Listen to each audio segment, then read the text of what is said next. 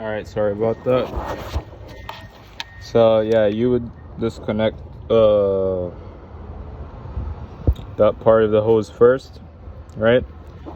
Then as you go further down, this is the rest of the hose right here. It goes down to a bracket. Okay, let me see if I can show you. All right, so let me zoom out. So it's this hose right here, this one. So of course you have to take off all the plastic pieces under the car. There is the bracket right there. It's a 10mm nut, very easy, nothing hard over here. And for right here, basically this is an E12. You just disconnect it, right? So this is the hose for the hose that we're replacing. So as you can see over here, it's under the return hose. The other, I think that's the low pressure.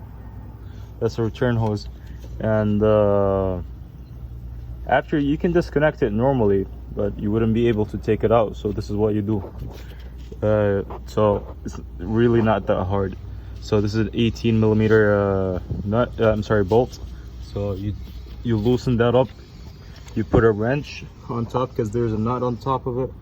So there's a bolt and there's a nut on top of it, right? So you put the wrench through here, and that's the nut right there.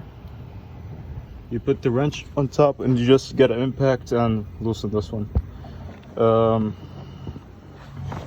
And you loosen this one too, all 4 bolts. So these basically, it goes in like there's a welded nut on there.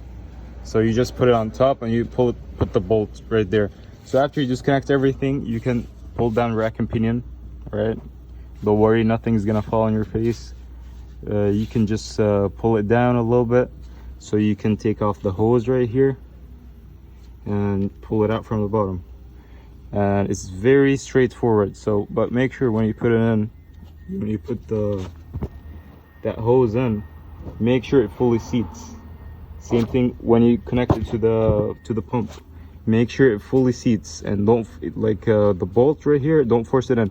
Make sure you can start it with your finger until it almost grabs it fully, and then you can tighten it. Don't tighten it too much. I think spec on this one is 25 foot-pounds, but it doesn't need to tighten it too much, right? Because these are aluminum. They don't need to be tightened that much. And the leak was extremely weird because on the old hose, so the old hose, we thought it was just the O-ring, so we just replaced the O-ring. It's like $3 from the dealer, right? So we replaced it, put it back, leaking. It was leaking so bad. It was all over the place.